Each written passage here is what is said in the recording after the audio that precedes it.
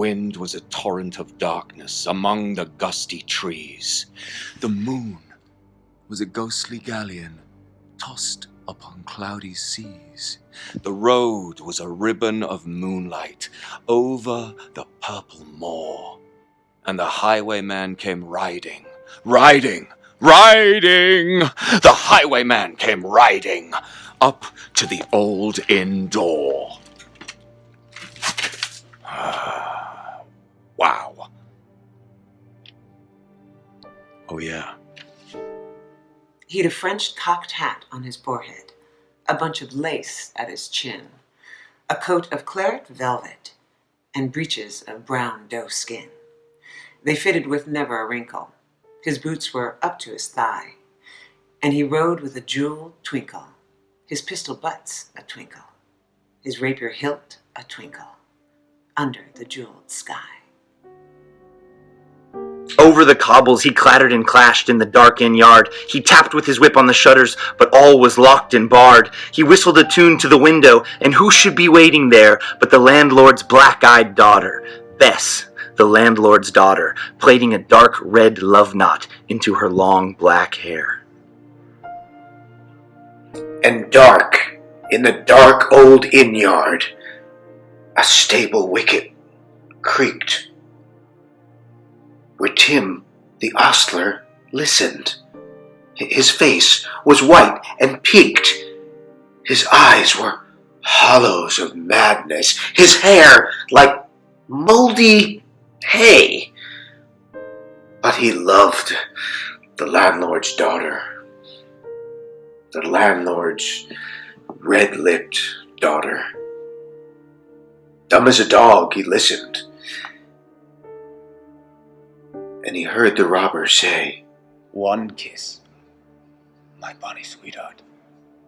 I'm after a prize tonight, but I shall be back with the yellow gold before the morning light. Yet, if they press me sharply and they harry me through the day, then look for me by moonlight. Watch for me by moonlight. I'll come to thee by moonlight. Though hell should bar the way." He rose upright in the moonlight. He could scarce reach her hand, but she loosened her hair in the casement. His face burnt like a brand.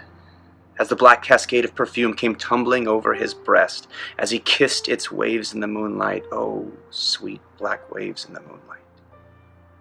And he tugged at his rein in the moonlight and galloped away to the west.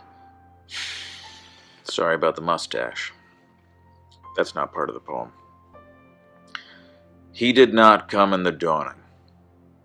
He did not come at noon. And out of the tawny sunset before the rise of the moon, when the road was a gypsy's ribbon, looping the purple moor, a redcoat troop came marching, marching, marching. King George's men came marching up to the old inn door. They said no word to the landlord. They drank his ale instead. But they gagged his daughter and bound her to the foot of her narrow bed. Two of them knelt at her casement with muskets at their side. There was death at every window and hell at one dark window, for Bess could see, through the casement, the road that he would ride. They tied her to attention with many a sniggering jest. They bound the musket beside her with the muzzle in her breast. "Now keep good watch," and they kissed her. She heard the doomed man say, "Look for me by moonlight, watch for me by moonlight, I will come for thee by moonlight, though hell should bar the door." She twisted her hands behind her, but the knots held good. She writhed her hands till her fingers were wet with sweat or blood.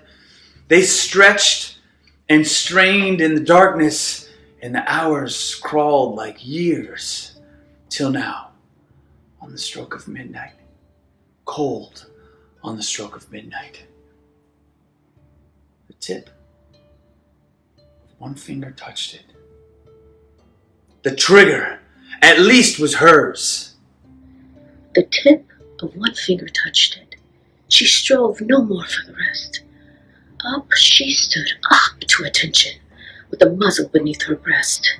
She would not risk their hearing, she could not strive again. For the road lay bare in the moonlight, blank and bare in the moonlight. And the blood of her veins in the moonlight throbbed to her love's refrain.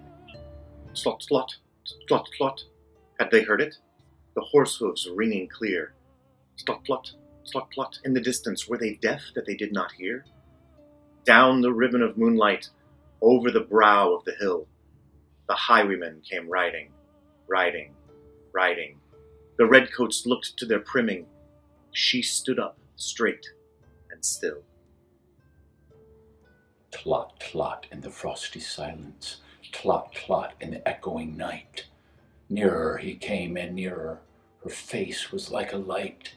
Her eyes grew wide for a moment. She drew one last deep breath. Then her finger moved in the moonlight. Her musket shattered the moonlight, shattered her breast in the moonlight, and warned him with her death. He turned. He spurred to the west. He did not know who stood, bowed with her head o'er the musket, drenched in her own blood.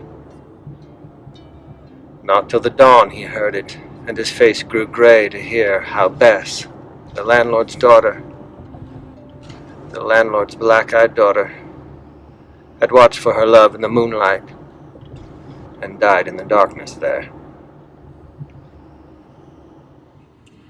Back he spurred like a madman, shrieking a curse to the sky, with the white road smoking behind him, and his rapier brandished high.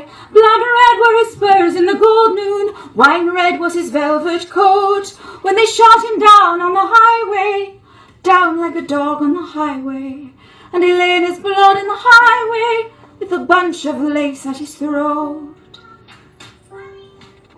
Yes?